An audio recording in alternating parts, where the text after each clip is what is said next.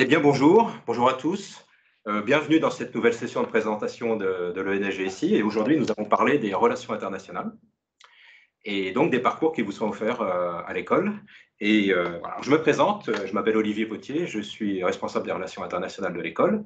Et puis, vous allez voir, nous sommes plusieurs ici et ailleurs pour vous présenter les parcours de notre école. Alors, à côté de moi, j'ai Alexandra Melon, qui est chargée des relations internationales, donc qui est toujours au plus proche des étudiants pour s'occuper des parcours. Et puis, en ligne, nous avons deux étudiantes qui sont en train de terminer leur parcours. Alors, dans l'ordre, Lorraine. Alors, Lorraine Cragnoli, qui est aux États-Unis en ce moment, et puis qu'on remercie parce qu'elle a un décalage de 7 heures avec nous, donc c'est son petit déjeuner. Enfin, elle est avec nous au lieu de prendre son petit déjeuner. Voilà. Et puis Mylène Maubert, donc, qui est à Paris, mais qui a fait un grand parcours à l'international et qui paraît. Alors pour vous deux, vous êtes à 2 mois de la fin d'avoir votre diplôme, en fait. Hein, vous êtes... Ensuite, on devrait être en contact avec deux autres personnes. Alors là, ce sont des anciens. Le premier, c'est Virak Chuor, qui est responsable d'une grosse entreprise en Chine, à Shanghai, qui lui est de la promotion 2008. Et donc, lui, il a un décalage de 6 heures vers l'avant. Alors, par rapport à Lorraine, hein, ça fait un décalage de 13 heures entre vous deux, en passant par nous. Hein. Et puis, Martin Balu, qui, lui, travaille chez Airbus à Bristol, en Angleterre. Et donc, normalement, ils devraient se connecter et on les aura très bien. Alors, à côté de nous aussi, vous ne les voyez pas, mais vous avez Anne Méret et puis Cécilia Dugas, qui sont en back-office et puis qui gèrent le logiciel, ainsi que les passages, les questions au niveau du système. Alors, on va pouvoir, dans la présentation, on va pouvoir commencer par vous faire une présentation assez rapide avec quelques PowerPoint, et donc Alexandra et moi, pour vous présenter les différents types de séjours qu'on peut avoir à l'étranger. Et puis, après, vous aurez les témoignages de nos élèves, anciens élèves qui sont en ligne, et j'espère les deux autres qui arriveront en ligne bientôt. Et puis, enfin, on ouvrira les questions, donc vous pourrez poser toutes vos questions et puis discuter avec nous, discuter avec toutes les personnes qui sont en ligne. Voilà, on va pouvoir commencer peut-être le PowerPoint.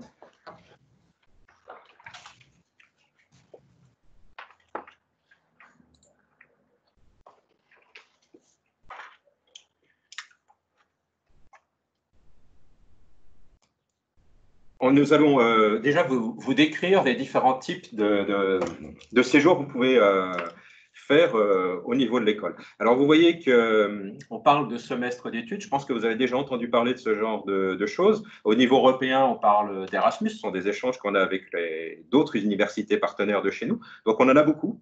Et puis, l'idée, c'est de passer un semestre complet à l'étranger et de valider les examens et les notes que vous avez là-bas et qui, du coup, sont rapatriés au niveau de l'école, aussi validés, et donc le semestre compte comme un semestre dans notre école. Donc ça, c'est quelque chose d'assez courant. Alexandra, on peut peut-être présenter différents parcours. Oui, on peut vous proposer un panel assez large de destinations en Europe, comme en Allemagne, en Italie, en Espagne, au Portugal, en Finlande, en Suède, aux Pays-Bas, en République tchèque, en Roumanie, Suède, et également dans le reste du monde, comme au Costa Rica, au Brésil, en Argentine, en Colombie. Donc, on a vraiment un large choix de destinations qui vous est proposé. Alors, vous voyez, c'est pas uniquement Erasmus. Hein, il y a d'autres modes de financement. Alors, bien sûr, à chaque fois, quand je dis mode de financement, c'est parce qu'on a des bourses, des aides de l'Europe, d'autres organismes qui permettent de vous aider dans ces déplacements. Ensuite, l'autre type de déplacement à l'étranger, c'est le stage. Donc, stage qui peut être stage linguistique, mais il y a aussi ce qu'on appelle, nous, en dernière année, peut-être que vous l'avez vu lors de sessions précédentes, ce qu'on appelle la mission industrielle, en fait, qui est le stage long, le dernier semestre au niveau de l'école, et qui se fait en entreprise, et qui, bien sûr, peut se faire à l'étranger. Je peux vous citer quelques exemples d'étudiants qui sont partis en mission récemment, en stage. Donc, on a des étudiants qui sont partis chez Ferrero en Italie, qui sont allés chez Bosch en Allemagne, chez Dassault dans l'Arkansas aux États-Unis et aussi chez Essilor en Thaïlande. Alors, chez Dassault, justement, on a Lorraine qui est en contact avec nous et qui fait en ce moment son stage et qui est déjà avancé aux 2 tiers, je pense, justement chez Dassault aux États-Unis. Donc, elle pourra nous en parler tout à l'heure. Ensuite, il y a quelque chose qui est sur une période beaucoup plus longue. C'est ce qu'on appelle un double diplôme. Alors, un double diplôme, c'est l'idée d'obtenir à la fois le diplôme de l'ENSGSI, mais aussi le diplôme d'une autre université, d'un autre diplôme d'ingénieur, dans un autre pays. Alors, vous voyez, on en a plusieurs en lien avec l'école. Ce qu'il faut savoir, c'est que c'est quelque chose qui se fait sur une période plus longue. C'est-à-dire que par exemple, un séjour en Allemagne, les élèves de première année, avec des Allemands d'ailleurs, sont ceux qui font le double diplôme, font un parcours de 3 semestres chez nous, puis après partent 3 semestres en Allemagne avant d'aller en entreprise. Donc, vous voyez, c'est autant de temps dans l'autre pays. Alors, quelques exemples? À l'école, on vous propose 5 parcours de double diplôme avec l'Allemagne, l'Espagne, l'Argentine, le Chili et la Colombie. Voilà. Alors, l'Espagne, c'est Barcelone en ce moment. Voilà. Alors, autre possibilité, c'est ce qu'on appelle une césure. Alors, on l'a mis sur presque tous les continents, parce qu'en fait, vous verrez tout à l'heure avec Lorraine et Milena qu'on peut avoir des césures et des parcours internationaux qui sont très intéressants. Alors, on a mis presque tous les continents, parce qu'en fait, jusqu'à maintenant, on n'a personne qui est allé en Antarctique. Mais voilà, ça pourrait venir encore. Et sur l'idée de césure, en fait, c'est une coupure qui arrive au niveau de l'école. Et normalement, ça se fait entre la 2e et la 3e année. Donc, c'est une coupure officielle qui se fait. Et puis, les élèves suivent leur propre parcours. Puis après, reviennent après à l'école pour terminer. Voilà. On va... alors, vous pourrez nous poser des questions tout à l'heure là-dessus. Hein, parce que... Alors, sachez déjà... Au niveau information, par exemple, au niveau des doubles diplômes, on a aussi des modes de financement particuliers qui ne sont pas forcément ceux d'Erasmus que vous connaissez. Par exemple, pour l'Allemagne, c'est l'université franco-allemande avec des aides et le label qui va avec, et ainsi de suite, et d'autres systèmes architectes liés aux écoles d'ingénieurs françaises et proches des ministères des Affaires étrangères, ainsi de suite. Donc, beaucoup de possibilités, je pense, intéressantes. Donc, je reviens aux personnes que nous allons voir. Alors, nous avons Lorraine, hein, qui est aux États-Unis, et Milena, qui est à Paris, mais qui a fait un grand parcours dans le monde. Et puis, tout à l'heure, peut-être Martin et peut-être Virac. Sinon, je pourrais vous dire 2 mots un peu sur les parcours de Martin et de Virac. Voilà. Je pense que on va peut-être commencer par Lorraine. Ok. Lorraine, en plein champ. Vous m'entendez? Oui, oui. Et okay, donc, parfait. merci. Hein, donc, c'était là à la place de ton petit déjeuner. Enfin, il a été très court, je crois. Mais voilà. Alors, si tu peux nous expliquer en quelques minutes à la fois où tu es, ce que tu fais, puis tu as fait aussi un autre parcours international avant de te retrouver en stage aux États-Unis. Oui, bien sûr. Alors, du coup, donc, moi, c'est Lorraine. Donc, je suis actuellement en stage de fin d'études. Donc, comme on vous l'a expliqué, c'est ces 6 derniers mois de cursus, on fait une mission industrielle, donc un stage pour valider notre diplôme. Donc, moi, j'ai décidé de le faire à l'étranger. J'ai eu la chance de le faire, du coup, donc d'être actuellement aux États-Unis. Donc, je suis dans l'état de l'Arkansas et à Little Rock exactement. Je travaille pour la filiale américaine de Dassault, donc Dassault Falcon Jet.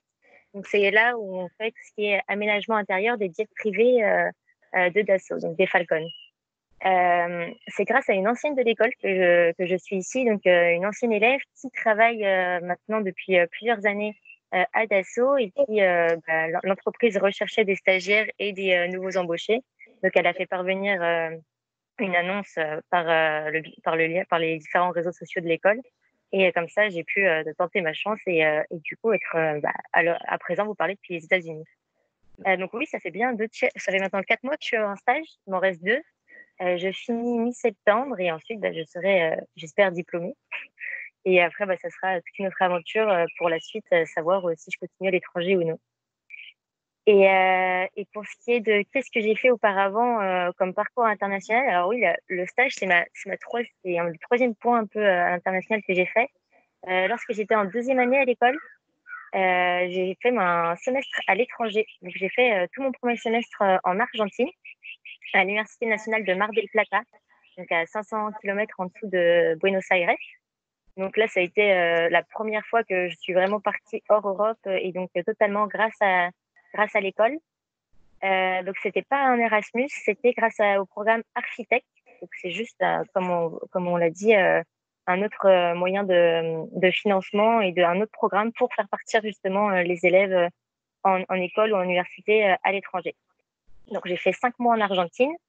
Et ensuite, mon deuxième point est que j'ai fait une année de césure entre ma deuxième et ma troisième année. Donc, après l'Argentine, je suis rentrée finir ma deuxième année à Nancy, à l'ENSGSI. Et dès que je l'ai terminée, je suis repartie pour 1 an de césure à travers le monde. Et là, l'école nous a laissé totalement libres de faire les projets qui nous tenaient à cœur. Et on pouvait totalement aller dans n'importe quel pays pour travailler, voyager et vraiment découvrir par nous-mêmes le monde. Donc voilà, j'ai fait stage, césure et semestre à l'étranger. Ok, merci. On reviendra, on va rediscuter après. Alors, Milena, tu peux aussi nous expliquer ton parcours? Oui, alors moi c'est Mélina, mais alors moi ce que j'ai pas fait autant de choses que Lorraine, non, c'est pas grave, j'ai l'habitude. Je le sais bien en plus. Alors moi j'ai pas fait autant de choses que Lorraine, j'ai simplement fait c'est déjà pas mal, une année de césure justement entre ma deuxième et ma troisième année ingénieure, donc en même temps que Lorraine. Pendant cette année de césure, comme le disait Lorraine, on est assez libre de faire ce qui nous plaît, tant que bien sûr le projet personnel est pertinent et en accord avec ce que l'école veut. Et alors pour ça, j'ai commencé par un stage de 5 mois, ce qui est plutôt intéressant parce que c'est une opportunité en plus de pouvoir faire un stage supplémentaire par rapport au cursus classique, on va dire.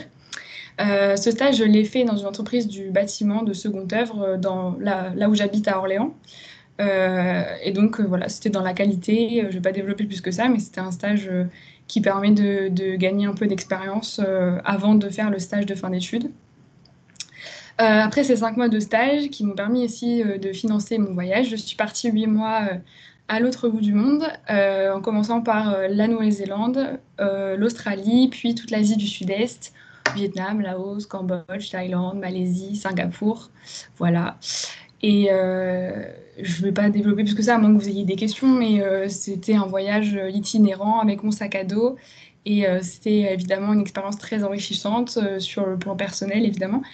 Et puis ça m'a permis aussi de peaufiner et perfectionner mon anglais, ce qui est une bonne chose puisqu'on a le TOEIC à passer pour valider notre diplôme. Et puis voilà. Et puis voilà, je ne sais pas si je peux rajouter d'autres choses, mais je pense que c'est assez clair déjà. Oui, c'est déjà assez clair. Virac donc on va peut-être commencer si déjà il y a des questions par rapport à l'ensemble. Donc, si vous avez des questions en ligne, n'hésitez pas, vous pouvez faire appel avec la main et puis nous poser des questions. Et puis, vous pouvez passer et être en direct avec nous. Voilà. Alors, moi, j'avais une question déjà pour Lorraine. Alors, on voit qu'il y a un beau jardin. Donc, les stages aux États-Unis sont vraiment, on entend les oiseaux. Vous êtes bien accueillis, je pense. Ouais. Je suis bien, ouais. L'Arkansas est plutôt un état où il y a de la nature, on va dire. Je suis pas dans c'est une grande ville, mais si on compare ça avec New York, San Francisco et Los Angeles, ça n'a rien à voir, en effet. Donc, je suis dans mon jardin, avec les oiseaux, les écureuils. Alors, non, je vis dans si vous parlez du niveau de vie aux États-Unis et comment ça se passe ici, c'est très agréable. Et Little Rock est une ville plutôt sympa. Bon, bien évidemment, vu la situation, on peut pas en profiter pleinement, mais ce que je veux dire, c'est qu'au contraire, on peut vite se retrouver dans la nature, faire plein d'activités extérieures et s'occuper en dehors du stage une fois que la semaine est finie. Oui. Alors, moi, je vous ai toujours connu très. Ça ne m'étonne pas que vous ayez choisi des parcours de césure. Hein. Tout le monde ne le fait pas, hein, la césure. Qu'est-ce que ça vous a apporté? Je dirais, qu'est-ce que ça a changé dans votre vie? Est-ce que vous sentez, même si vous étiez volontaire, est-ce que ça a changé quelque chose, à part le niveau d'anglais pour le TOEIC? Bah oui, très clairement. Je pense que ça permet déjà d'être plus indépendant. Enfin, moi, je sais que je suis partie toute seule. Donc, malgré tout, bon, il y a une petite appréhension avant de partir. Dans l'avion, on se dit, mais qu'est-ce qu'on fait là? Mais non, mais ça permet d'être plus indépendant. Enfin, c'est en accord aussi avec tout ce qu'on vit au GSI en termes de développement personnel. Ça permet de se retrouver un peu seul avec soi-même et de réfléchir à ce qu'on veut faire de notre vie. Ça permet de prendre du recul sur nos études. De se sentir peut-être plus prêt quand on revient pour rentrer dans la vie active, sachant que quand on revient, on a juste 6 mois de cours en 3e année et ensuite le stage, donc ça va assez vite. Ouais, je sais pas si tu penses à autre chose, Lorraine, mais... Oui, bah, je pense que donc moi aussi, enfin, pas toute ma séjour, mais on va dire la plus grosse partie en Australie, à la base, j'étais quand même partie seule. Ouais, bah, c'est vrai que c'est vraiment, on va dire, le gros départ à l'opposé du monde où moi, pour mon cas, je suis partie en ayant totalement espoir que j'allais trouver un travail en Australie. Et puis, bah, une fois qu'on accomplit, qu'on achève vraiment, je sais que moi, quand j'ai terminé mes 5 mois de job en Australie et que j'étais en capacité de pouvoir mener vraiment tous les rêves que j'avais depuis que j'étais enfant, c'est vrai que quand je suis rentrée de césure, j'avais un enrichissement personnel et enfin, vraiment, j'avais connu vraiment des mois de bonheur et je suis rentrée en me disant c'était ça que ça faisait longtemps que je voulais faire une année de césure. Même on va pas se mentir, je sais qu'en étant en école d'ingénieur, je pouvais faire une année de césure, donc ça faisait depuis oui, bah, quand j'étais en terminale, ça faisait partie de mes objectifs, on va dire, en intégrant une école. Et ouais, une fois rentrée, déjà ça fait un petit choc quand on rentre à l'école pour la dernière année, mais on rentre, je pense, comblé et en plus du niveau, bien évidemment, au niveau linguistique, comme l'a dit Mélina, on revient, on sait bien parler anglais et on assure d'avoir notre TOEIC. Et puis à côté, tout ce qu'on a vécu, les découvertes, les rencontres, puis on sort de notre zone de confort totale. Et oui, c'est vraiment un enrichissement incroyable. On ne peut que en ressortir, je pense, bénéfique une fois avoir passé un an à vagabonder dans le monde, à droite, à gauche. C'est que du bonheur. Ouais. Alors, juste une info, parce qu'on peut des fois l'expliquer comme ça. Comme Mélina disait, GSI, entre nous, on dit toujours GSI au lieu de l'ENS GSI, c'est plus facile à dire. Donc, mince, pardon. On n'est même plus attention. Donc, les auditeurs, s'ils écoutent sur l'approche qui est bloquée sur l'approche GSI, c'est l'ENS GSI, et puis c'est une façon de voir et aussi d'enseigner, et puis après aussi de travailler qui est assez efficace.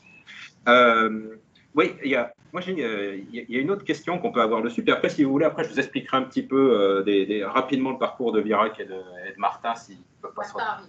Ah, Martin arrive. Et sinon, j'essaierai d'expliquer le parcours de Virac entre-temps. Et puis, oui, il y a une différence entre quand on est à l'étranger, quand on va à un endroit et on bouge, on voit qu'il y a eu beaucoup de séquences où vous êtes déplacé. Et donc, on voit des choses. Alors, ça peut être difficile, facile, intéressant, c'est très enrichissant. Enfin, il y a plein de choses. Hein.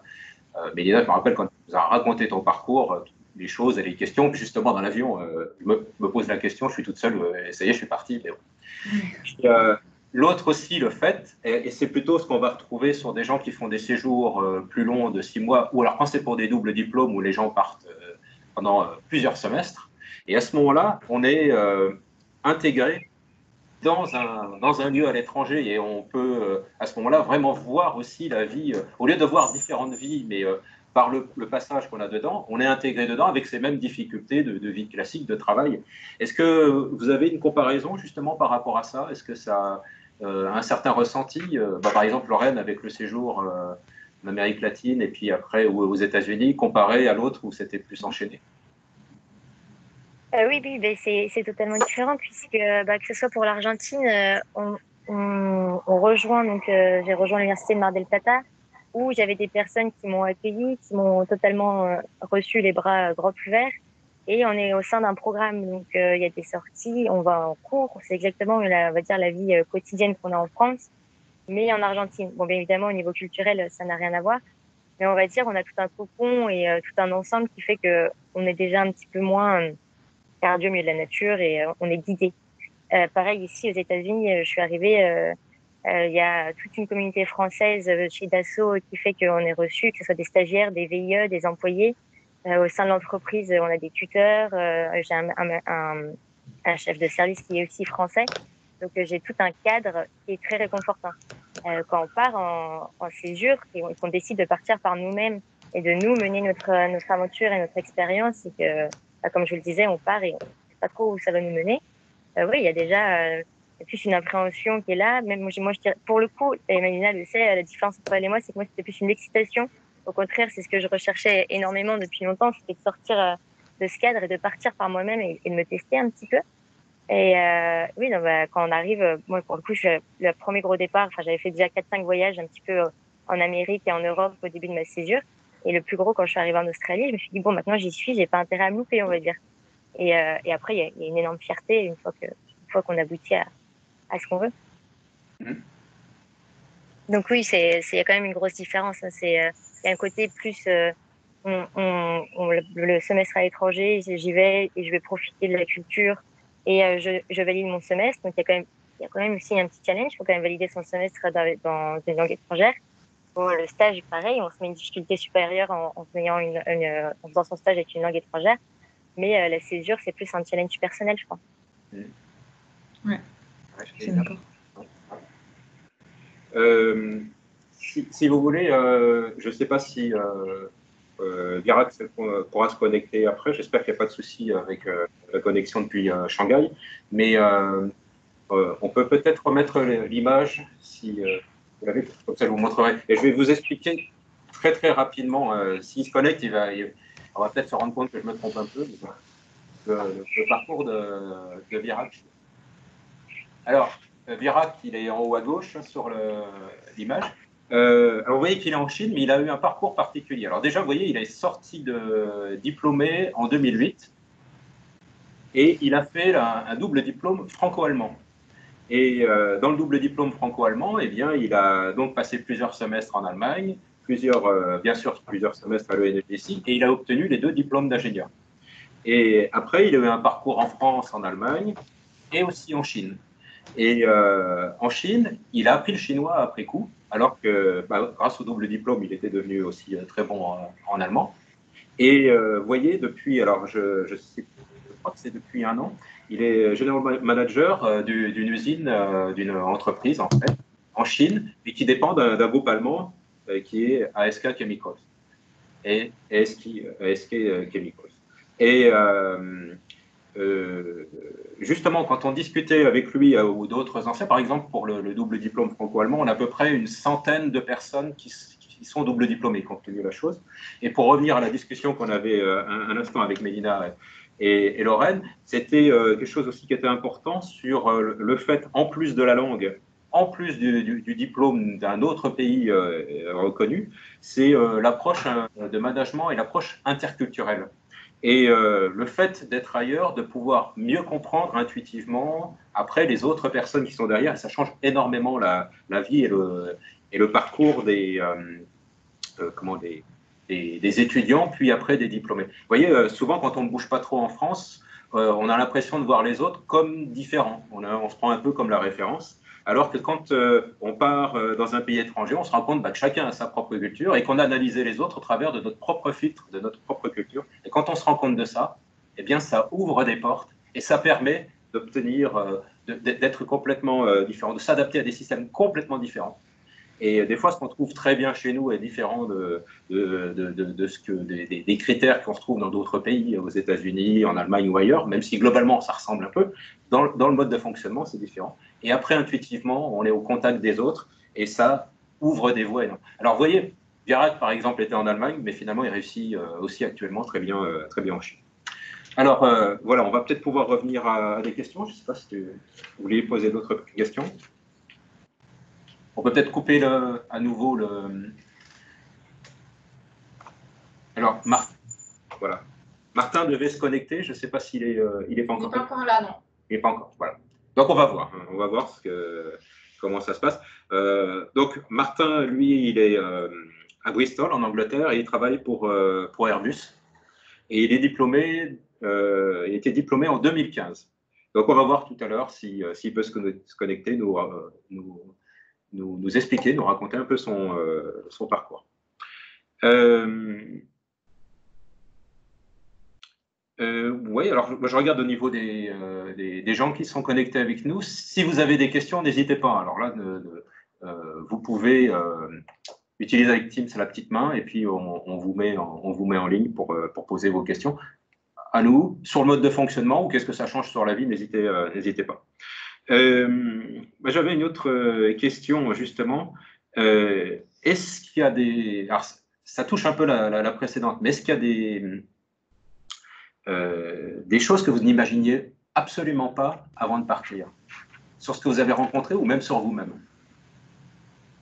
Alors quand je dis sur vous-même, sur votre façon de réagir, sur votre force par rapport à une situation, sur vos capacités à parler des langues étrangères ou à me faire comprendre, sur vos capacités à manger des trucs que vous n'imaginiez peut-être pas avant, comme ça. Ou avec des moyens. Tu veux commencer, Lorraine, ou je commence? Je t'en prie, Mélina. Parle de tes expériences culinaires. Moi, ce serait pas tant sur les expériences culinaires, mais sur ma capacité d'adaptation. Parce que je sais pas que je m'adaptais pas avant, mais c'est vrai qu'on arrive dans des endroits qu'on connaît pas du tout, avec des cultures très très différentes et des modes de fonctionnement très différents. C'est-à-dire qu'en Asie, par exemple, il faut apprendre la patience beaucoup. Parce que quand vous voulez prendre un bus pour aller d'un point A à un point B, moi j'ai fait toute l'Asie en bus, on n'est pas sûr qu'il va partir à l'heure où il doit partir, on n'est pas sûr de combien de temps ça va mettre pour aller d'un endroit à un autre, on n'est sûr de rien en fait, et on s'en remet totalement aux locaux, et quand en plus on ne parle pas leur langue parce que généralement ils ne parlent pas anglais, bah voilà, ça on apprend la patience, on apprend à s'adapter à leur fonctionnement parce que de toute façon on n'a pas le choix. Qu'est-ce que j'ai appris? J'ai appris beaucoup à être un peu autonome, et je pensais pas que j'arriverais aussi bien à vivre seule. J'avais un peu peur de la solitude, pour le coup, parce que moi je suis quelqu'un un peu comme Lorraine, je pense, de très jovial, qui aime beaucoup être avec des gens dans des groupes, etc. Donc je pensais que ça poserait problème d'être toute seule, et finalement on apprend à apprécier, à passer du temps avec soi-même. C'est peut-être bizarre à dire, mais voilà, c'est vrai qu'on apprend beaucoup à apprécier ça. Et surtout aussi, j'avais peur d'être toute seule. Et en fait, j'ai rencontré plein de gens tout le temps, en permanence. On passe d'une auberge à une autre. Enfin, dans mon cas, en Asie, même en Australie ou en Nouvelle-Zélande. Et en fait, on fait que rencontrer d'autres gens qui sont comme nous, qui ont généralement même âge, ou plus vieux, ou plus jeunes, de toute nationalité. Et on se fait des amis, et on voyage avec eux. Et voilà, donc ça, c'est... Je m'attendais pas du tout à ça. Et c'est vrai que ça a été génial parce que, en plus de rencontrer des locaux, on rencontre des gens qui sont d'une culture différente et qui nous apportent beaucoup, et qui nous permettent de faire des choses, pas forcément toujours tout seul. Et voilà, et la rencontre, c'est important. Lorraine? Oui, je rejoins totalement Mélina sur le côté rencontre, partir seule et se dire, comme disait Mélina, on est des personnes qui sont toujours entourées, et on est toujours, nous, si on veut être bien, on est entouré de personnes. Et que quand on part seul, on peut se dire, bon, est-ce que je vais rencontrer du monde? Est-ce que ça va me plaire? Est-ce que je vais me sentir bien? Pour moi, pour le coup, je suis partie toute seule en Australie, mais j'étais loin d'être la seule en Australie. Et après, pareil, quand j'ai voyagé en Nouvelle-Zélande, Nouvelle-Calédonie, Indonésie, à chaque fois, il y avait toujours quelqu'un qui était là, par là. Donc, je rejoignais des amis que j'avais pas vus. J'ai retrouvé des personnes que j'avais pas vues depuis des années, et ça faisait énormément plaisir. Au contraire, des amis d'école qui étaient aussi en césure, que j'ai eu la chance du coup de passer plus de temps avec eux, et encore encore plus de fonder notre lien d'amitié. Mais on va dire, moi, plutôt sur le côté capacité, qu'est-ce que j'ai acquis. C'est surtout quand je suis partie en Amérique du Sud, parce que quand je suis partie en Argentine, je ne parlais pas espagnol. Et pour le coup, je devais quand même suivre des cours et valider un semestre. Et je parlais italien et anglais. Et, et du coup, en arrivant là-bas, c'est vrai que là, pour le coup, et le changement culturel, et linguistique. Il y a vraiment eu un gros temps d'adaptation, c'est-à-dire on va dire 1 mois et demi avant que je puisse concrètement comprendre quelque chose, vraiment, de A à Z. Et mais ça veut dire que oui, voilà, quand on arrive à l'université, on est un peu le clown dans la classe parce que c'est la française qui ne comprend pas grand-chose. Quand on doit faire énormément de papiers, les visas, c'est toujours... ça, on va dire que c'est plutôt divertissant, quoi. On arrive et on essaye de se faire comprendre comme on peut. Et comme disait Mélina, ça demande un peu de patience, de prendre sur soi à minima. Et puis, pour le coup, ça venait de moi, hein. Et après, maintenant que je peux parler espagnol, enfin, c'est génial. J'adore cette langue et je suis encore en contact également avec plein d'Argentins et aussi d'autres personnes des pays voisins parce que j'ai la chance de pouvoir voyager aussi autour de l'Argentine. Et c'est des personnes et c'est une culture que ça a été ma culture coup de cœur. Les Latinos ils sont très très très très gentils. Ils reçoivent comme si on était une personne de leur famille, même en parlant des membres enseignants et des membres au niveau secrétariat de l'école ou même tout ce qui est en dehors de l'école, l'université, du cadre scolaire. C'est juste des personnes formidables et qui adorent recevoir et qui feront tout pour qu'on se sente bien dans leur pays. Donc, je pense que ça m'a énormément aidé justement à me mettre à l'aise et c'était les premiers à dire mais t'inquiète pas, tu comprendras un jour. Donc voilà. Moi, je sais que là-dessus, la capacité plus au niveau linguistique, je pense pour l'Argentine.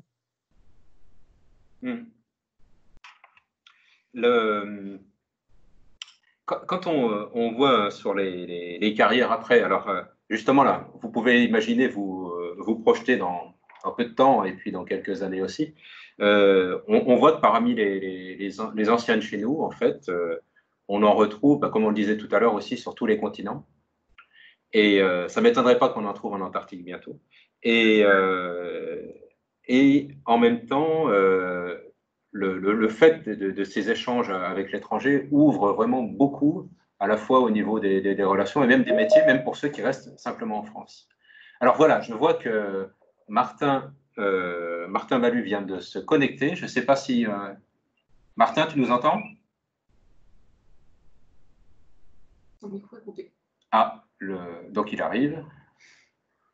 On va pouvoir demander à Martin ce qu'il fait en Angleterre. Donc, je vous rappelle, donc, Martin, lui, il est donc chez Airbus et diplômé, eh bien, ça fait maintenant 5 ans maintenant. Voilà. Est-ce que Martin, tu nous entends? Il active son micro. Oui, je ne sais pas, ton micro n'est pas activé.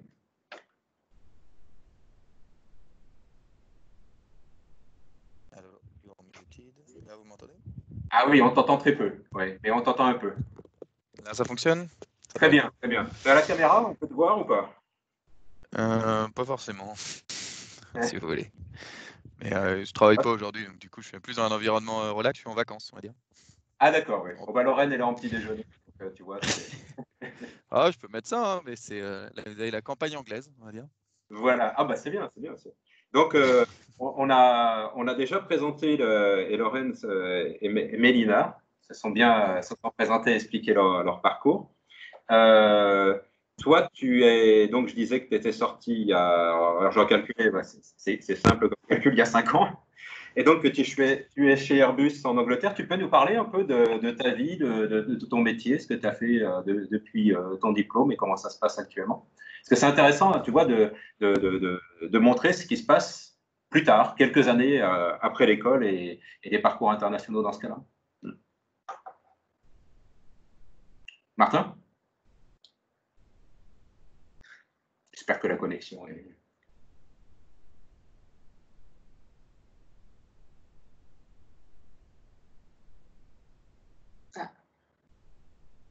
Il est peut-être dans une zone où la connexion ou un mauvais Wi-Fi, peut-être. Toujours connecté normalement. Bon, avant qu'il est toujours connecté. Alors, Martin, tu nous entends peut-être. Je pense qu'on ne t'entend plus. Il y a peut-être un problème de qualité de Wi-Fi chez toi ou quelque chose comme ça. Au niveau du réseau, ouais. Alors, je vous pose la même question, même si vous n'êtes pas Mélina et Lorraine. Comment vous voyez vos carrières, du coup, plus tard et l'impact de vos déplacements là-dessus? Bon, ouais, je commence. Moi, je voudrais repartir à l'étranger. La césure, ça a confirmé le fait que j'ai envie de bouger dans ma vie. Là, je me suis fait une pause, on va dire, en faisant mon stage en France, mais je suis à la recherche d'un VIE pour quand ce sera possible, puisque là, c'est vrai que c'est un petit peu compromis par la situation actuelle, mais je suis à la recherche d'un VIE. Alors VIE, c'est volontariat international en entreprise. Ah, Voilà, c'est bien. Bah, vas-y, continue, on va passer la parole après à Marc. voilà, donc volontariat international entreprise. Et en fait, ça permet de faire, d'avoir un contrat en fait entre l'entreprise, l'État et nous, qui nous permet de travailler entre 6 mois et 2 ans à l'étranger dans une entreprise française. Lorraine en parlait tout à l'heure. Et donc, ça peut être une super expérience sociale internationale après l'école en tant que jeune diplômé. Et donc, c'est ce que je cherche à faire pour bientôt. Voilà. Martin, tu nous entends bien maintenant? Oui, je vous entends, ça fonctionne. Oui, le VIE, c'est une très bonne expérience. J'ai eu l'occasion, du coup, je vais revenir sur ce que j'ai fait, mais j'ai eu l'occasion d'avoir la chance, le contrat un peu plus difficile à avoir, mais qui est encore mieux, qui est un VIE mieux payé, on va dire, qui s'appelle du coup l'expatriation. Mais oui, le VIE, j'ai pas mal de copains et collègues qui l'ont fait. Et c'est intéressant, mais en même temps, il faut réfléchir à ça parce que des fois, il y a opportunité pour trouver, ça dépend du domaine bien sûr, hein, mais il y a opportunité pour trouver un contrat local qui en fait, là, sur la première année, c'est très compliqué d'obtenir un contrat local parce qu'on se dit, je suis jamais allé dans le pays, je connais pas la ville et tout ça. Et après, souvent, le feedback qu'on a des gens qui sont, en tout cas dans l'aéronautique, en deuxième, troisième année de VIE, ils sont là. Finalement, je fais le même travail qu'un quelqu'un qui est en contrat local, un Espagnol qui a traversé jusqu'à Bristol, puis qui petit à petit s'est trouvé un contrat local. Et je suis dans des conditions qui sont parfois un petit peu moins intéressantes. Donc ça permet depuis la maison de trouver un contrat à l'étranger, mais il y a aussi une autre approche qui est de se rendre à l'étranger pour trouver le contrat. Et il y a pas mal de gens qui le font aussi et ils sont assez satisfaits. Bon, c'était C'est une bon à première petite savoir. remarque. Oui, il y a différentes possibilités, mais c'est vrai que c'est un moyen intéressant de faire un lien et puis de découvrir et de faciliter les contacts. Alors, tu peux nous dire ce que tu fais maintenant? Alors, là, tu dis que tu es en vacances aujourd'hui. Oui. Tu es à l'extérieur, là. Ah, On ne voit pas bien, là. oui, tout à fait. En Je dis la campagne anglaise, c'est de la vraie. C'est le fond d'écran Windows 1995. Oui, là, on voyait. Quelque chose comme ça. Ouais. Et donc, cette année, Non. Non, c'est pas ça. Donc, pour vous expliquer ce que je fais, du coup, c'est assez simple. Je suis du coup en sortant d'école en 2015, comme on l'a rappelé, du coup, c'était il y a 5 ans. Oui. Moi, du coup, j'ai fait de l'innovation. L'école, c'est l'innovation, mais j'ai toujours eu une partie technique qui m'a intéressé. Donc, j'ai pu élaborer dans des associations, GSI Média, GSI Anime et autres. Et puis même personnellement, sur le côté Fab Lab, bidouille, faire des choses un peu techniques. Donc, un côté un peu plus technique, en plus de notre savoir-faire innovation, ça me faisait pas forcément peur. Et je travaille dans une première entreprise, donc mon stage était à Nantes, dans une PME qui fait des télécommandes, PME innovante, donc très intéressante, et de faire un travail assez GSI finalement, qui était structuré entre les ingénieurs qui viennent concevoir l'intérieur de l'électronique de la télécommande, et puis les designers, une entreprise intéressante parce qu'ils étaient en surnombre de designers, c'est-à-dire qu'il y a beaucoup plus de designers, d'habitude on en met un ou deux, là c'était vraiment l'ADN de l'entreprise, donc il y avait 8 designers sur une entreprise de 30 personnes, ce qui fait quand même un très fort nombre. Mais comme ils faisaient le produit jusqu'au bout, ça pouvait se comprendre. Et finalement, ce travail de GSI, ça a été d'être la seule et première personne qui fait l'interface entre ces deux mondes et qui fait de la gestion de projet. Donc un travail très GSI avec de la gestion du changement. Mais la difficulté sur ces entreprises, et c'est un peu la difficulté quand on cherche à rentrer dans le monde du travail, c'est est-ce que sur une petite entreprise très innovante, qui est un peu le job rêvé, une organisation un peu à la Google, entreprise ouverte et autres, et finalement, ils n'avaient pas le budget pour avoir une personne qui est là pour la structure et qui ni produit de l'électronique, ni ne produit du design. Donc du coup, c'est avoir cette position ambivalente, c'est pas forcément facile à obtenir. Donc je me suis donc, je n'ai pas eu l'opportunité de rester dans cette entreprise et finalement, la suite de ma carrière va montrer que avoir une vraie connaissance technique, en plus de nos savoir-faire managériaux et de nos savoir-faire innovation, en fait, ça peut vraiment apporter quelque chose. Et donc, du coup, on peut même spoiler un peu plus tard, c'est-à-dire que moi, aujourd'hui, je suis ingénieur aéronautique manufacturing. Je pense qu'en sortant du GSI, il y en a assez peu qui sont ingénieurs aéronautique manufacturing. Et en fait, tout ça, ça s'est appris. Je n'ai aucun diplôme spécialement là-dedans, mais c'est ce que j'ai appris. C'est aujourd'hui ce que je revendique comme savoir-faire. Et on va revenir là-dessus. Mais du coup, aujourd'hui, mon cœur de compétence, c'est quelque chose qui est plus innovant, qui est plus nouveau, qui est lié au système engineering. Mais en soi, dans le background des gens d'Airbus, je suis un expert qui vient du manufacturing, qui vient du terrain, de comment on assemble et qu'on fabrique des éléments. Plus j'ai ce petit vernis système engineering. Et en réalité, c'est rigolo. Moi, ma vraie compétence, c'est savoir travailler sur quelque chose de nouveau. Et petit à petit, j'ai une expérience sur la construction terrain, des avions et autres, qui fait que du coup, je peux avoir un background et un savoir-faire technique. Mais c'est rigolo. Bon, faut pas le brander comme ça, il faut pas expliquer comme ça à Airbus. Mais du coup, pour eux, c'est assez lisible. Je suis quelqu'un de manufacturing et ils m'ont jamais demandé si j'avais un diplôme en avion. Et je suis compétent pour répondre à des questions s'il y en a besoin. Donc, du coup, mais c'est juste pour expliquer qu'on peut avoir un volet technique, même si c'est pas ce qu'on a appris à l'école. Oui, oui, non, mais juste pour parler d'une chose, tout à l'heure, on parlait de vocabulaire et de choses comme ça. Tu parlais de designer. Par rapport au français et l'image de ce terme-là dans le grand public, je pense que tu peux peut-être redéfinir ce que c'est que la notion de designer et au sens international anglais ou au sens qu'on a à l'ONG ici aussi.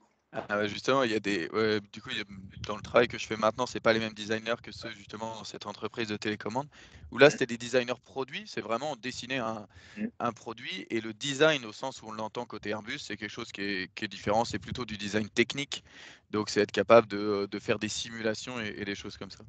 En fait, du coup, pour expliquer un petit peu plus, parce que là, j'ai un peu switché sur la vision finale, mais pour expliquer un peu le chemin, finalement, en 2015, non, mais c'est en 2016 plutôt, j'ai eu l'occasion de démarrer justement dans une entreprise, dans une usine à Airbus en Angleterre. Donc, c'est à Broughton, près de Chester, près de Liverpool, Manchester, au nord. Et donc, du coup, je suis arrivé dans un projet où il y avait une problématique de nouveauté. Donc, c'est un projet qui était vraiment lié, donc ça s'appelle Run at Rate. Et donc, c'est comment on accélère. Donc, quand Airbus se fait livrer une nouvelle ligne de production. La nouvelle ligne de production, la première fois, c'est un peu comme tout objet. La première fois qu'on s'en sert, on prend 4 heures pour faire l'assemblage. Et puis la deuxième, troisième fois, cinquième fois, le jouet Kinder, on met 2 minutes à l'assembler parce que ça y est, on a compris. Et bien là, c'est tout à fait pareil sur la ligne sur laquelle est censé être capable de produire 13 ailes par mois. Au début, on en produisait une en un mois. Donc du coup, c'est comment on est capable rapidement d'accélérer le processus de je prends énormément de temps, c'est le premier debug, à comment un an après on est arrivé à la bonne vitesse. Et donc ce travail-là, qui est un travail assez technique, d'être sur le terrain et de comprendre comment ça se passe, j'ai pu l'aborder au travers d'un prisme qui est celui de la capture de temps sur le terrain. Donc quelque chose d'assez humain, c'est-à-dire que qu'est-ce qu'on n'a pas comme visibilité industriellement, c'était de savoir où sont les problèmes. Il y a des problèmes forcément sur la ligne, mais où est-ce qu'ils sont? Et donc, du coup, en faisant ce travail de timer sur le terrain toutes les opérations, ça permet de voir quelles sont les opérations qui posent problème. Et c'est très intéressant parce qu'il faut évacuer le facteur humain. Est-ce que c'est l'opérateur qui travaille pas bien ou c'est plutôt le système qui est en débug? Donc, ça faisait appel à savoir quand même dialoguer avec les gens, ce qui était très intéressant pour le début. Donc ça, c'est une première mission que j'ai faite. Et un peu le volet GSI, ce qu'on peut savoir faire, c'est que moi, au début, j'y connaissais rien d'un point de vue technique sur l'avion, mais en étant sur le terrain, en ayant ce temps de capture, finalement, en dialoguant avec les gens, j'ai fini par apprendre mon avion. En même temps, j'ai pu développer une application, ça c'était très simple, très simple, ça a pris beaucoup de temps, mais finalement, c'est juste des compétences d'Excel. Et j'ai fait une application sur Touchpad qui nous a permis de nous accompagner dans notre manière de travailler, dans notre manière de capturer du temps. Et j'ai eu l'occasion, en tant que Français et en expatrié, de manager des contrats locaux. Donc, on avait d'autres personnes qui venaient faire de la capture de temps. Et donc, c'était à moi un petit peu de gérer le planning de ces personnes. Donc, finalement, ce sont des compétences GSI qui est en fait être capable de se dépatouiller dans la nouveauté, de comprendre le système technique sur lequel on travaille, de regarder quels outils on a besoin et d'obtenir l'autorisation pour créer nos outils. Et puis après, que les gens puissent te faire confiance, sachant que tu fais vraiment de la mesure, tu rapportes ce que tu trouves et tous les matins, le grand chef de l'usine te demande qu'est-ce qui s'est passé, pourquoi on n'a pas les mêmes performances. Et donc, par la donnée, on arrive à ramener un petit peu la vérité et de faire attention à ne pas avoir trop de « c'est la faute des opérateurs qui n'avancent pas ». Donc voilà, c'était la première expérience. Je ne sais pas s'il y a d'autres gens qui ont déjà fait ça Non, mais c'est. en industrie. Ça montre à la fois l'intérêt de la France et des parcours internationaux. Eh oui, il y a voilà, puis ça permet vraiment de se former. C'est-à-dire que à la fois on est capable de produire de la valeur sur un travail de mesure et sur un travail de développement, tout en soi-même apprenant qu'est-ce que c'est d'ailleurs cet avion, comment ça fonctionne, et en étant en train de se créer cette base technique qui fait que plus tard je serai capable de me brander ingénieur manufacturing. Et après ça, j'ai fait du line balancing. C'est quelque chose qu'on apprend un tout petit peu avec en Lean au GSI. C'est comment on aligne des activités industrielles. Et ça, c'est une bonne compétence. Par exemple, si quelqu'un veut rentrer dans le monde industriel, et en fait, le monde industriel, c'est pas tout à c'est des compétences qui sont pas extrêmement complexes à obtenir et à comprendre. Donc, on se balance sur le travail qu'on a fait en ligne. Et par exemple, on travaille sur la VSM, Value Stream Mapping, c'est quelque chose qu'on voit au GSI. C'est comment on peut placer les différents éléments de l'entreprise pour avoir un espèce de flux d'informations ou sur un flux de matière. Et là, c'est un petit peu la même chose, c'est comment on va déplacer toutes les activités. On a pour fabriquer un avion 380. On a 3000 activités pour 17 000 heures de travail. Donc, on prend un grand Excel, on dit qu'une case, c'est 15 minutes. Et on fait un grand Excel et on cherche à bouger les blocs pour voir comment on peut arranger tout ça. Et en fait, ça paraît extrêmement simple, mais ça s'appelle faire du line balancing. Donc, le fait d'avoir une petite expérience là-dedans, en fait, c'est quelque chose sur lequel on peut vraiment, on peut dire, en sortant du GSI, je vais aller faire du line balancing parce que je sais faire de la VSM. Il n'y a pas besoin d'avoir déjà fait. Il suffit de le dire.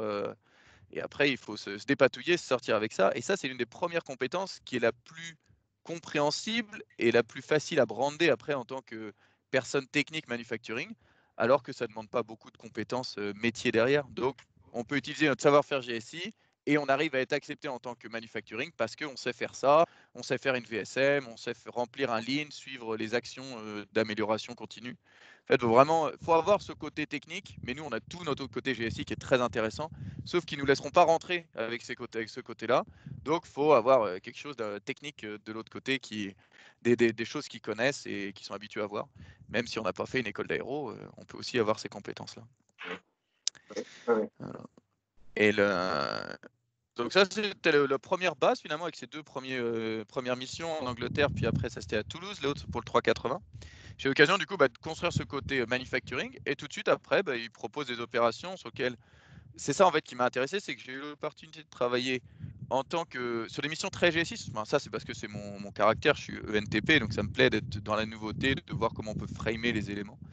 Et donc du coup, la suite de la mission, c'était maintenant, comme j'ai une base de manufacturing aéronautique, voilà, on me considère comme quelqu'un qui connaît des choses de ce côté-là, je peux aller travailler dans d'autres services et faire les ponts entre le manufacturing et l'autre service.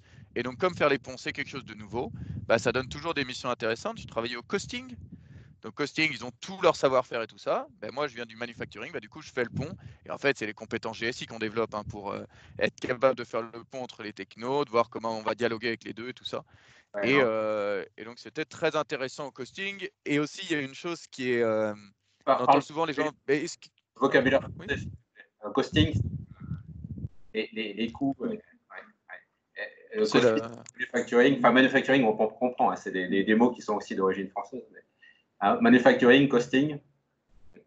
c'est un vocabulaire très Airbus, on finit par répéter la même chose et on ne sait pas si ça veut vraiment dire quelque chose. Ça rejoint Donc c'est la interculturel dont on parlait tout à l'heure. Je crois que même ils anglicisent même en France, ils disent aussi costing.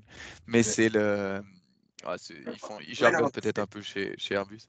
C'est de la finance. C'est tout simplement de la finance. Donc du coup, c'est être capable de savoir quelle partie d'avion coûte combien. Et puis, en fait, c'est des outils finance qui c'est pas de la finance très bancaire, c'est de la finance très concrète qui va permettre. Donc c'est pour ça que le côté manufacturing, c'est que ça va permettre à Airbus, ils veulent développer une nouvelle pièce pour un avion, ils veulent remplacer une pièce par une autre, par exemple.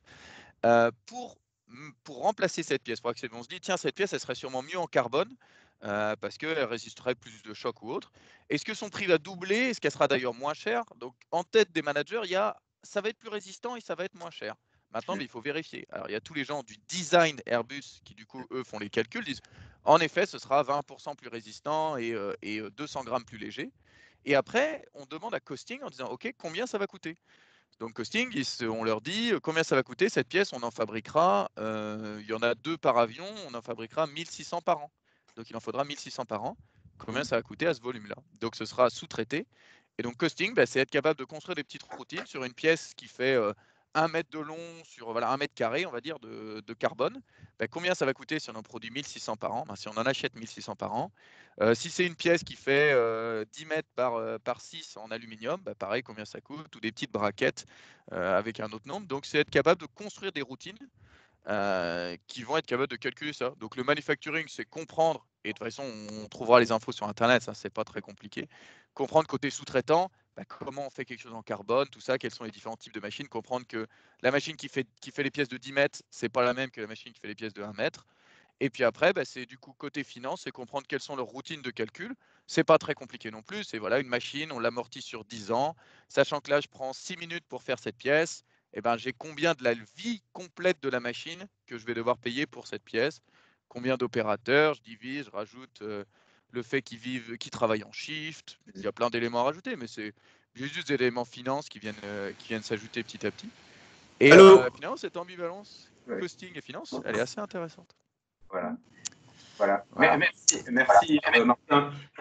Juste, comme on parlait tout à l'heure comment ça, tu parlais de design, hein, en français, on parle aussi souvent de conception, et justement de conception innovante et d'innovative design en anglais. Alors, voilà Virak qui vient de se connecter avec nous. Bonjour tout le monde. Bonjour. Alors, comme je disais, donc je t'ai présenté un petit peu tout à l'heure. Alors, merci de te connecter parce que, alors, toi, tu vois, on a 4 personnes.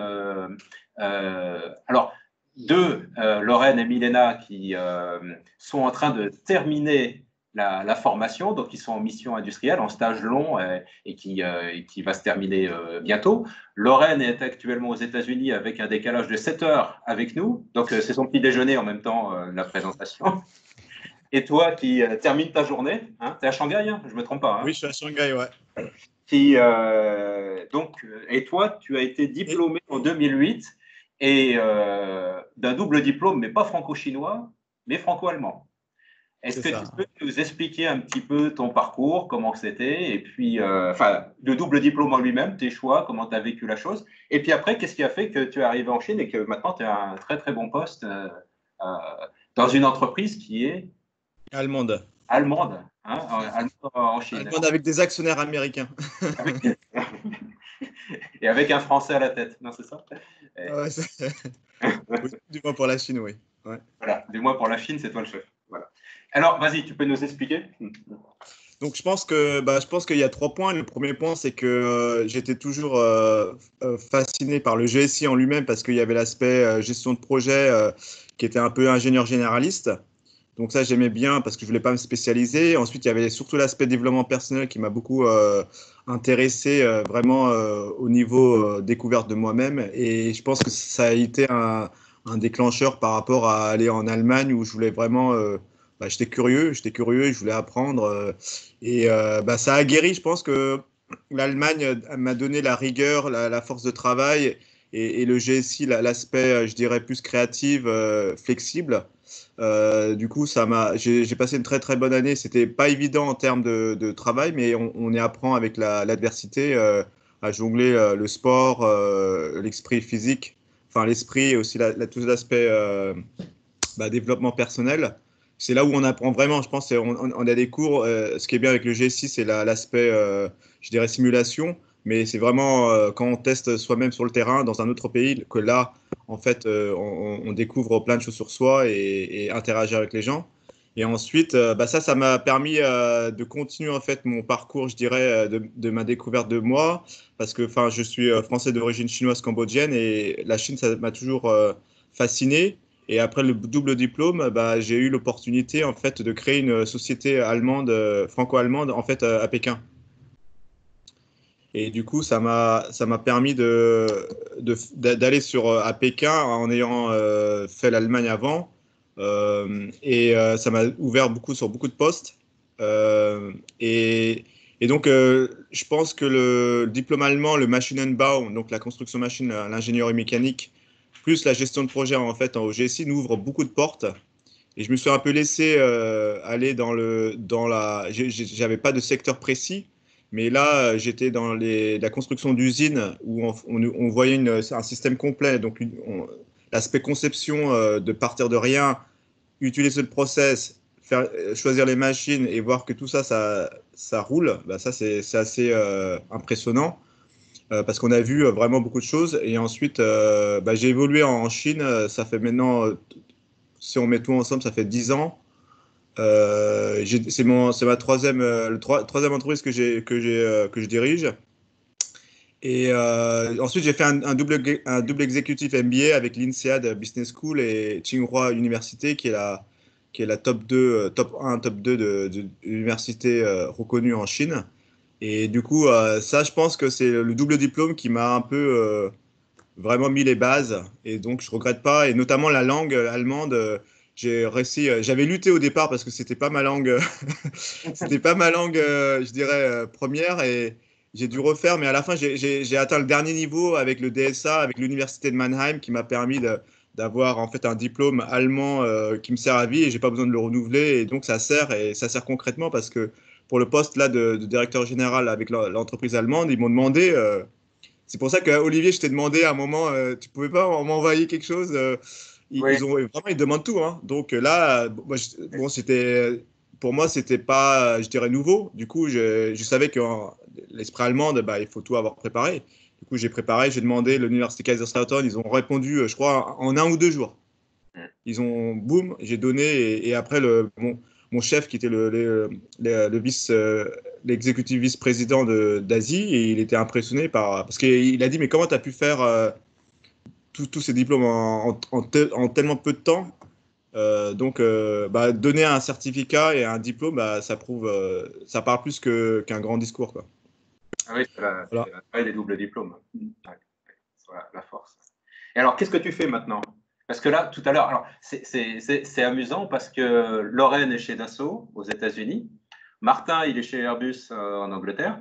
Ouais. Et bah, les gens qui nous écoutent pourraient penser que finalement, on s'oriente uniquement vers l'aéronautique. Et en fait, on s'oriente vers tous les types d'entreprises, toutes les industries, mais pas seulement les industries, tous les types d'entreprises, avec des gens qui ont des belles carrières quand on les revoit quelques années après. Toi, tu en as un exemple aussi. Et tu peux nous dire ce que tu fais, parce qu'on voit bien, le nom, il y a chemicals dans ton entreprise, donc c'est pas de l'aéronautique. Non, c'est pas de l'aéronautique. Donc, le business pour répondre, c'est en fait, on est dans la chimie. Donc, en fait, on fournit des composés, je dirais des coatings, des liants, des additifs pour tout ce qui est pièces moulées. Et je dirais 90% de nos clients, ce sont les fonderies. Donc, tous ceux qui font les engine blocks, les pièces, je dirais, moulées dans l'industrie automobile, mais également en aéronautique. On a aussi ce secteur-là. On a aussi les éoliennes. Donc, voilà. Donc, voilà, donc c'est les éoliennes. Donc en fait, nous, on est distributeurs de matières premières. Et nos clients, ce sont ceux qui font les pièces détachées, moulées, ils ont donc la fonderie et ils font les grosses pièces à différentes dimensions. Et nous, on leur fournit ces matières premières et ce qu'on appelle un riser. C'est je dirais, un conduit pour pouvoir verser le métal en fusion dans la pièce moulée. Bon, après, c'est la métallurgie, en fait. Donc pour nous, moi, je suis pas dans le... Moi, je supervise, en fait, l'organisation. Mais pour montrer le business model, c'est simple. On a des matières premières. On a un client qui est intéressé par nos matières premières et il faut faire des tests. Donc, on va faire des tests de viscosité, on peut faire de la rhéologie aussi. Et ensuite, une fois qu'on a les bonnes propriétés mécaniques, on va donner un test en fait au client. Le client, il est d'accord. Et après, c'est là qu'on va faire le scale-up. C'est là qu'on va mettre l'augmentation en volume. Donc, il y a un aspect, je dirais, R&D laboratoire qui m'intéresse parce que c'est un peu scientifique. Et en même temps, l'aspect mécanique. Ouais. Et R&D, recherche et développement, pour ceux qui nous écoutent. Oui, c'est ça. C'est en fait la cuisine, en fait. On a une recette et on change. On a 10 ingrédients. On va mettre 2% de plus, 3% de plus. Et ça, il faut avoir en fait des instruments, je dirais, de laboratoire où on vérifie et on a un four, etc. Donc c'est très, c'est intéressant parce qu'il faut utiliser quand même une connaissance et c'est très pointu, je dirais, en termes de. C'est une niche, hein, c'est une niche, c'est très pointu. Et l'entreprise, donc c'est ASK, donc AS, c'est Ashland, donc c'est une entreprise américaine qui a innové, qui a inventé le produit, là, le liant. Donc c'est une découverte en 1968. Ils ont découvert ça et du coup, ils ont le brevet, etc. Et Zutkemi, qui est une entreprise allemande, et ils ont été fusionnés il y a 10 ans. Et ils ont été rachetés par un fonds américain, Rhone Capital, qui achète des entreprises comme ça pour augmenter leur portefeuille et leur profitabilité.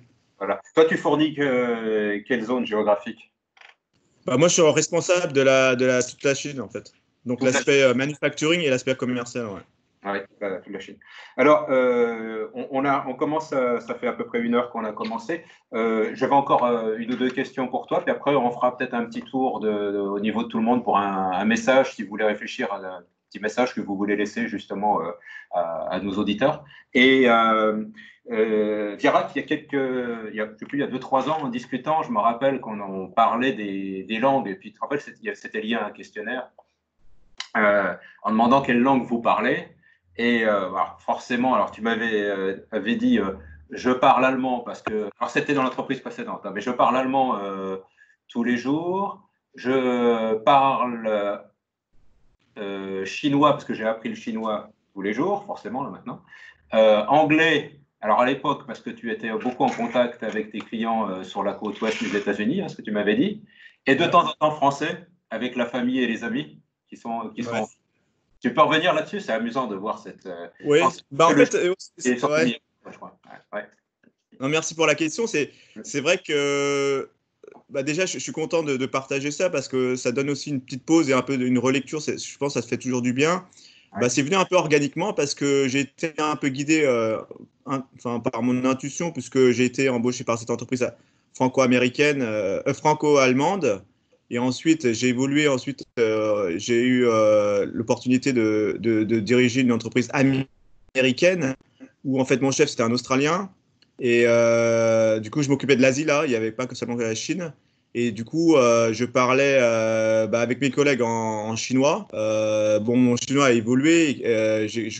Au départ, je connaissais pas vraiment les termes techniques, mais non, j'ai appris petit à petit. Donc là, je parle avec les fournisseurs, les clients et surtout, je pense que quand on apprend, c'est quand on a des contrats. Et là, comme c'est moi qui dois signer et je suis responsable légal, là, je commence à faire attention. Et c'est là où on apprend vraiment par l'émotion quand on a quelque chose d'important. Et c'est là où on apprend les langues. Et avec les Allemands, puisque on a de la R&D avec les Allemands et ensuite les Américains aussi. Donc, et donc, avec ma famille, je parle français et aussi cambodgien avec mes parents. Du coup, au départ, c'était un peu difficile mais c'était marrant parce que dans les réunions, j'étais le seul en fait à comprendre tout ce que disaient parce qu'à un moment donné, les Allemands ils vont parler en allemand entre eux et les Américains vont dire entre eux et les Chinois entre eux. Du coup, il y a personne qui sait tout. Du coup, moi je comprends tout et du coup des fois quand on traduit pas, en fait, on peut pas traduire mot à mot et on peut pas décoder le langage non verbal. Et du coup, j'étais le seul à savoir en fait la vraie. C'est vraiment ce qu'il disait en premier plan ou en deuxième plan, quoi. C'était assez marrant. Et alors, là, par rapport aussi à ça, tu parlais de langage non verbal. Il y a aussi une sorte de management interculturel. Les gens n'ont pas la même façon de réagir, de travailler, de trouver des choses importantes à faire ou des fois des choses graves ou des choses qu'on ne fait pas hein, dans une culture ou une autre. Alors là, entre la Chine et les États-Unis, l'Europe, même entre la France et l'Allemagne, il y a des petites différences. On avait déjà parlé de ça aussi ensemble de ça. Là. T'as un petit exemple en tête ou pas? Ou simplement confirmer que c'est ce côté international, le fait de s'immerger qui nous fait pouvoir découvrir ça et se découvrir soi-même, quoi. Ah oui, non, c'est assez marrant en fait. J'ai même créé un modèle en fait pour ma thèse d'executive MBA. J'ai fait un modèle en fait. Je suis musicien aussi. Et j'ai fait un modèle en fait où j'ai modélisé la carte énergétique d'une réunion interculturelle. Donc en gros, je suis parti du constat que les musiciens qu'ils soient israéliens, allemands, chinois, et quand ils jouent, ils jouent ensemble tout de suite. Et alors que quand on a des réunions avec un peu des gens un peu partout, des fois ça marche pas quoi. Enfin, ça prend du temps. Et du coup, j'ai modélisé ça. Donc, pour donner un exemple concret, souvent, je veux dire, voilà, ce que je voudrais partager, peut-être, comme je suis musicien, il y a l'orchestre, je dirais, symphonique et le jazz. Donc, il y a des gens, je dirais, les Chinois, ils jouent très jazz, quoi. Je pense que Airbus, je sais pas si, Martin, tu sais ça, mais enfin, les Allemands, ils vont faire le truc très bien, ils vont faire le PPT, ils vont le préparer, etc. Et voilà, alors que les Chinois, ils vont rien peut-être faire, mais ils vont venir avec déjà le prototype déjà tout fait, déjà testé. Donc, ils sont super flexibles, ils sont très jazz. Le truc, il n'a pas été fait, bah, c'est pas grave, un truc, ça va dans tous les sens, mais à la fin, il y a un résultat. On ne sait pas comment ça se passe, mais il y a un résultat. Alors que les Allemands, c'est très procédure, il y a beaucoup de process. C'est vrai qu'à la fin, il y a de grandes chances que ça marche, mais des fois, c'est lent, c'est trop. Du coup, voilà, on est dans ces deux, je dirais, dynamiques où chacun a sa manière de voir les choses. Et je pense que moi, ce qui me fascine, en fait, bah, c'est surtout comment je peux aider à utiliser ces différences pour que ce soit une énergie positive et que ça fasse avancer l'ensemble. C'est ça qui me fascine, en fait. Et je pense que c'est là où j'ajoute vraiment de la valeur, même au niveau du langage, parce que je dois arrondir les angles. Donc, l'autre, il n'était pas. Et souvent, un autre aspect, c'est concrètement, j'ai dû designer, en fait, c'est très concret, j'ai dû designer une machine d'une feuille blanche pour la Chine, avec deux technologies. Alors, une technologie allemande et une technologie américaine. Donc, qu'est-ce que j'ai fait? Je me suis mis au milieu. Parce que la technologie allemande sur des briques, ils sont on va dire, c'est le soft brick. Donc, c'est des briques très, très, très fins, etc. Et il faut être super rigoureux sur le calcul. Les Américains, ils dessinent, ils prennent beaucoup de coefficients de sécurité.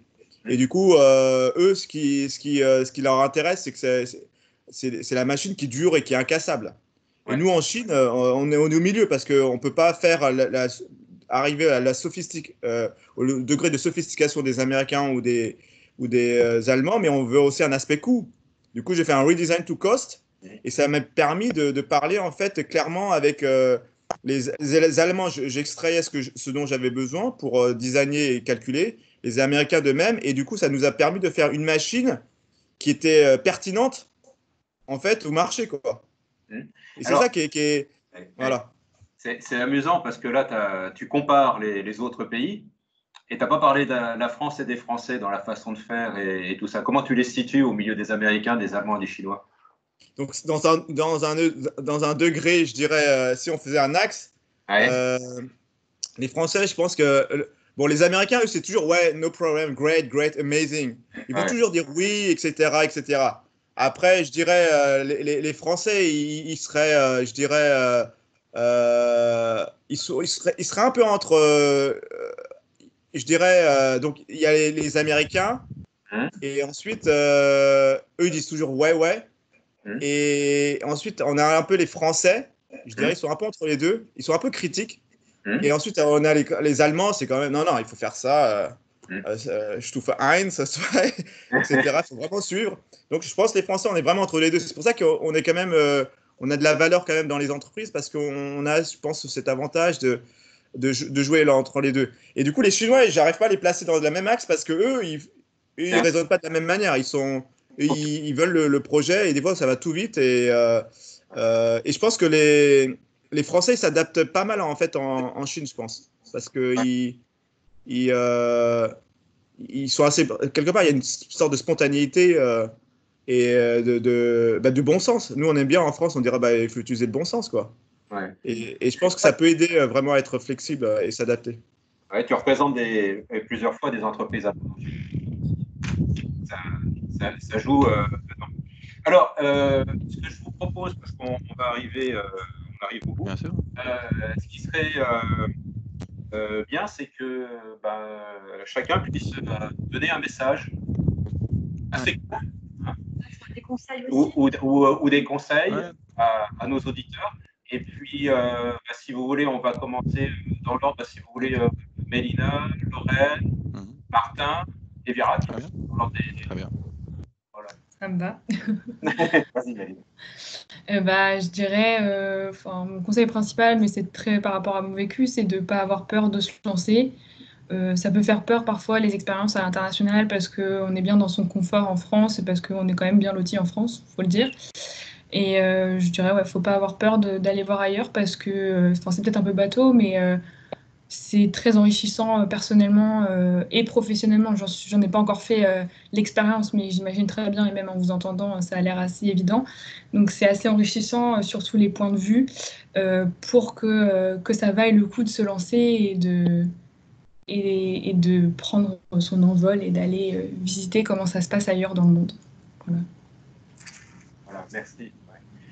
Lorraine, tu nous entends? Oui, je vous entends toujours. Oui, oui. Ben, C'est un peu figé, c'est pour ça que je disais ça à l'image. Ouais. J'écoutais attentivement. Moi, je dirais que enfin, je vais profiter de cette occasion pour remercier l'UNSGSI parce que moi, c'était vraiment un objectif premier de mon parcours, c'était de finir l'école avec un profil international. Et maintenant, je pense que grâce à l'Erasmus, grâce à la césure, grâce au stage, à toutes ces expériences à l'étranger, si je peux inciter et inviter les potentiels futurs élèves à faire de même, à profiter de toutes ces opportunités que l'école peut nous créer pour partir, pour justement sortir de notre quotidien, de notre routine et d'aller voir ce qui se passe ailleurs et de s'enrichir des autres et des autres cultures. Et moi, ça a été, et c'est encore un plaisir et j'espère que ça va faire que continuer et que comme Martin ou Virac, que je continuerai à être à l'étranger plus tard dans 5-10 ans. Et donc, du coup, juste pour ça, j'ai envie de vous dire, foncez et n'hésitez pas. Ouais, merci. Martin? Ok.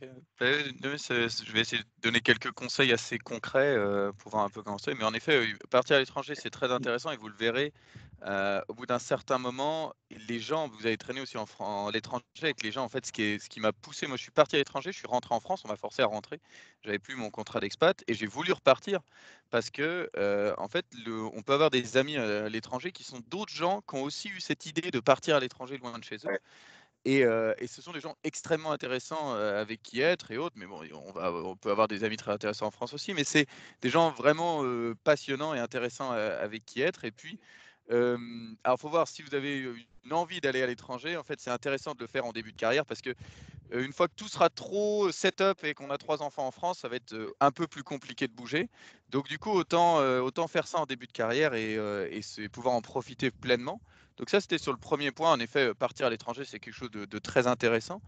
On a évoqué les langues. Moi, du coup, je parle assez peu français au travail parce qu'il y a souvent au moins un anglais ou un indien et pas mal de gens Airbus India dans les réunions. Donc, ça parle souvent anglais. Et puis, je parle espagnol parce que j'ai beaucoup d'amis espagnols, mais ça, c'est plutôt côté privé. C'est pour mon plaisir. Mais du coup, sur ce côté langue, il y a plein de gens qui vont être bloqués, dire voilà, moi, j'ai pas le niveau en anglais pour aller à l'étranger et tout ça.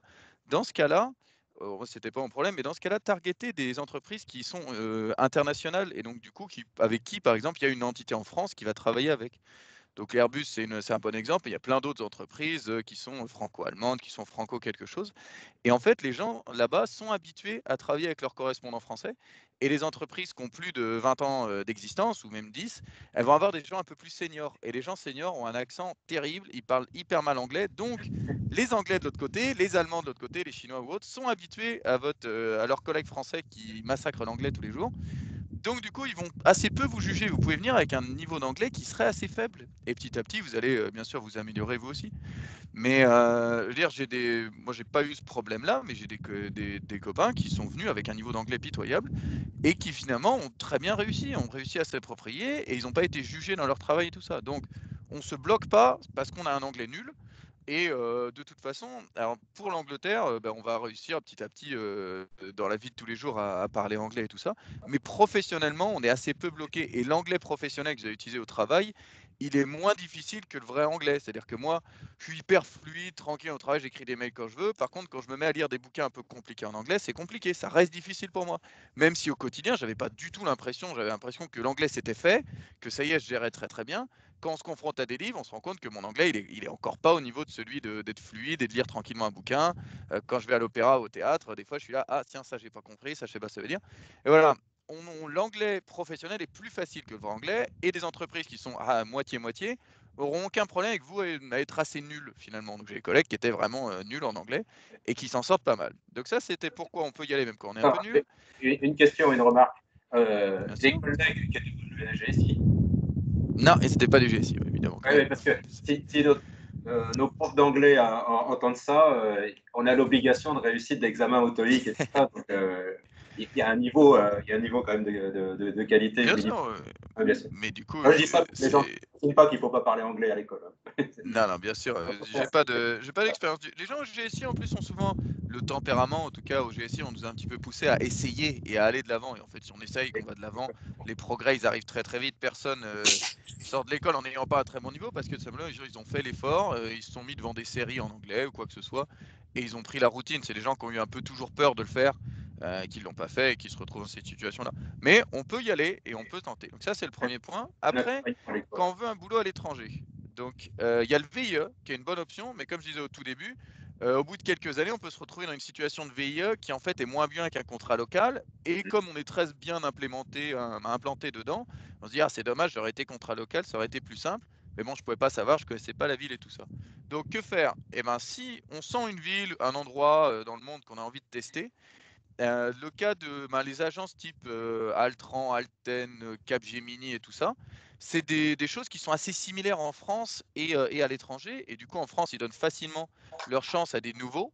Et ben, c'est un peu pareil à l'étranger. Donc, la branche Capgemini, je sais pas où, la branche Alten, Altran, il y en a toute une liste. Ils vont vous permettre d'accéder à des entreprises à l'étranger, là où ça va être dur d'être recruté en direct. Par contre, ils vont vous donner, vous, accès là-bas.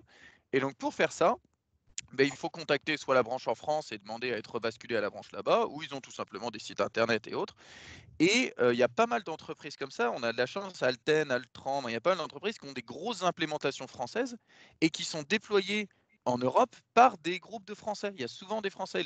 Tous les managers d'Alten, par exemple, je n'ai jamais été Alten, mais j'ai des amis qui y étaient, des managers là-bas sont français ou espagnols. Donc du coup, eux-mêmes, ils ne sont pas totalement anglais.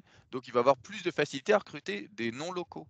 Donc il y a vraiment ça, on a de la chance, beaucoup de grosses entreprises qui cherchent à dispatcher des ingénieurs ont des bases françaises ou ont des bases espagnoles, donc du coup ils sont prêts à aider pour un peu partout en Europe.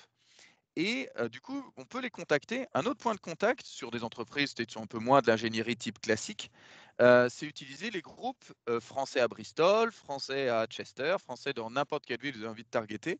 Et en fait, le groupe Facebook, un petit message ou deux, vous aurez des gens qui vont vous répondre. Si vous êtes assez spécifique et que vous mettez une petite photo, les gens vont vous répondre. Et donc, du coup, utilisez vraiment ça, utilisez les groupes Facebook des différentes villes. Et puis, si vous parlez un peu espagnol, utilisez même le groupe des Espagnols à Bristol. Il y aura d'autres gens qui vous répondront d'autres choses. Et ça permet de réseauter assez rapidement. Et les gens, moi, je suis assez ouvert à passer des CV. On m'a déjà envoyé un message sur Facebook parce que les gens ont vu que j'étais à Bristol et que j'étais chez Airbus. Ils m'ont dit, bah, tiens, est-ce qu'ils font ça? Est-ce que tu peux passer mon CV? Bah, je l'ai fait. Et ça fonctionne. Donc, du coup, ça, c'est quelque chose qu'on peut faire. Et ça permet de finir en contrat local. Contrat local, c'est le même contrat qu'en France. Donc, souvent, on a un VIE+. On est quand même un peu mieux qu'un VIE. L'autre point tout petit peu technique, c'est si vous entendez parler n'importe où que ce soit, de quelque chose qui s'appelle de l'expatriation, apprenez tout sur le sujet, essayez de le faire et faites-le. Parce que l'expatriation, c'est le moyen d'être surpayé pendant quelques années. Donc, il faut surtravailler, mais on est surpayé. Donc, on ne peut pas se plaindre. Vous serez mieux payé que vos deux parents d'un coup en fin de carrière. Donc, si vous voyez un contrat d'expatriation où que ce soit, c'est probablement très compliqué, c'est probablement plein de nouveautés, ils ne savent pas du tout comment faire. Mais du coup, c'est pour ça qu'avec notre profil GSI, vous pouvez le faire. C'est très dur à obtenir et dans l'aéro, avec la crise actuelle, ça va être compliqué. Mais si vous voyez passer ces contrats-là, donnez-vous les moyens, lisez des trucs, préparez un dossier béton et lancez-vous parce que l'expatriation, c'est un peu le Graal. Si vous avez arrivé à attraper ça, ça vaut le coup. Donc ça, c'était ces deux points-là. Et le petit dernier point, si vous me permettez, Oui, c'est... allez, parce que mais faut être très concret. Hein. Et moi, je disais, les Français, dans un peu la matrice de qu'est-ce qu'ils font et ce qu'ils font pas. En tout cas, les Français GSI, ce qu'ils font souvent dans les réunions, c'est que on va un peu au concret. C'est-à-dire qu'il y a beaucoup de discussions, beaucoup de choses comme ça, mais il faut être capable de tester. Et moi, j'ai beaucoup aimé travailler dans des sujets d'innovation et de choses nouvelles. Et ben, il faut commencer à poser des éléments sur la table, à essayer, et après, on présente quelque chose. Et en fait, dans certaines entreprises, on arrive assez rapidement à avoir des chefs. Et il y a beaucoup de chefs et personne ne fait. Et en fait, être celui qui fait, et spécialement sur la nouveauté, on comprend un peu le biais, ça fait peur, on ne sait pas où aller. Donc, du coup, les chefs, ils vont construire le framework le plus possible, passer plus de temps dans ce savoir-faire de construire du framework, faire de la réunion, dire oui, mais moi, je ne sais pas quel est exactement work package, je ne peux pas démarrer. Parce qu'en fait, la nouveauté, la page blanche, ça fait peur à tout le monde. Donc, du coup, quand vous êtes celui qui se lance, qui actuellement n'a pas tout compris, mais il a compris ce qu'il fallait, il va chercher des informations chez machin, il pose quelque chose sur le papier, il fait corriger ensuite en disant ah ben ça, est-ce que ma VSM industrielle était bonne, elle était fausse, est-ce que d'un point de vue costing ou d'un point de vue système engineering, c'est bon ou c'est faux. Hop, on ajuste et tout ça, mais poser quelque chose sur le papier et actuellement faire quelque chose, ça va délivrer tout le monde. Et ils vont être hyper contents de vous avoir. Vous êtes la ressource clé parce que vous êtes celui qui actuellement est capable de passer d'une feuille blanche à se lancer. C'est hyper stressant. Il faut manger des haribots en le faisant. Autrement, on a peur d'y aller. On a besoin de circuit de la récompense parce qu'on a peur de ne pas savoir. Mais en soi, on peut vraiment faire. Il faut avancer pas à pas. Et il y a plein de gens qui sont bloqués à ne pas le faire. Donc, vous allez délivrer un peu tout le monde en faisant ça. Et le petit point que je disais, c'était, moi, je travaille sur des choses nouvelles, donc de l'aéro pur et du timing, de l'aéro et du costing. Et maintenant, je suis de l'aéro manufacturing et du MBSE, Model Based System Engineering. Et donc, du coup, monsieur Eric Bonjour fait partie des grandes références dans le sujet. Et c'est marrant parce que dans le monde du système engineering, tout le monde connaît Eric Bonjour, du GSI à Nancy. Et, C'est l'école, en fait, pour préciser. et voilà, non, bien sûr, mais du coup, c'est juste pour dire que le professeur de ça à l'école est reconnu dans le monde entier sur ce sujet-là. Et donc, du coup, le système engineering, c'est quelque chose qui est très intéressant, qui a toute sa complexité, tout son savoir-faire, où on retrouve des experts comme Eric Bonjour, d'autres experts du métier chez Airbus et autres. Et en fait, on peut aussi encore arriver dans ce monde-là. Et c'est passionnant. Il y a énormément de choses à faire, et spécialement si on est en train de faire un pont entre le manufacturing et le système engineering, de voir comment on va construire ça. Et ça a l'air en classe très, très structuré, très processé, mais en fait, il y a encore tout un domaine à explorer. Là-dessus, plein de choses qui n'ont pas encore été construites, et c'est un domaine extrêmement intéressant à architecturer. Donc le système engineering est plus intéressant qu'on pourrait le penser. Et non, il y a des choses vraiment très très bien là-dedans, et on a un expert à l'école. Donc du coup, n'hésitez pas. Et là aussi, les gens n'oseront pas trop se lancer sur ce sujet-là. Donc ça peut aussi être une porte ouverte pour vous. En mettant un après l'autre, il y a beaucoup de choses. Tout paraît très compliqué, mais point à point, en avançant petit à petit, on comprend le système engineering en 1 ou 2 ans, on finit par avoir compris. Il faut juste mettre les pieds après les autres. On est capable de comprendre comment marche un avion, comment marche le manufacturing d'un avion en 1 ou 2 ans, en avançant pierre à pierre. Donc vous ne bloquez pas sur des compétences et allez-y, hein, ça vaut vraiment le coup. Et prenez contact avec les Facebook locaux si vous voulez partir à l'étranger. Merci Martin. Bon courage à tout le monde. Et il faut qu'on fasse court parce que vous voyez, il y a l'horloge, on voit l'horloge derrière Virac. Il est déjà 9h30 chez lui, 21h30. Et à l'inverse, Lorraine, il doit être 8h30. C'est toi le matin, le petit déjeuner terminé. Tu vas être en retard au travail, peut-être. Je suis en retard au travail, mais c'est pas grave. Alors, je vais passer la parole juste à Virac. Il y a quelque chose que j'ai oublié, mais je ne voulais pas trop insister là-dessus. Parmi les anciens élèves qui partent à l'étranger, et on a beaucoup d'expatriés, les salaires peuvent être très, très grands. Et même dès le début. Hein, on en a beaucoup d'exemples comme ça.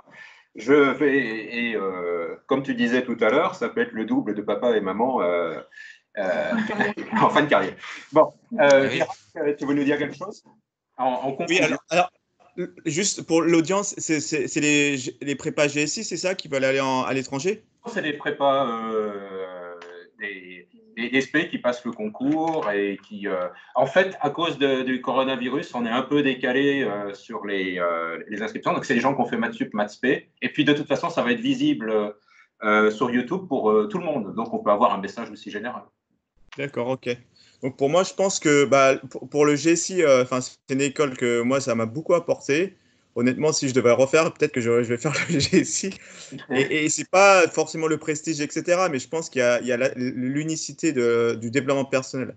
Et je pense au cours de notre vie, ce qui est important, il ne faut pas s'inquiéter, je pense. Il faut ne pas avoir peur. Et par contre, il faut avoir cette quête de soi. Qui on est vraiment, qu'est-ce qu'on aime faire. Et ça s'apprend au boulot. Le boulot, je dirais, c'est plutôt un environnement qui nous permet de mieux se connaître nous-mêmes pour pouvoir mieux donner aux autres, en fait.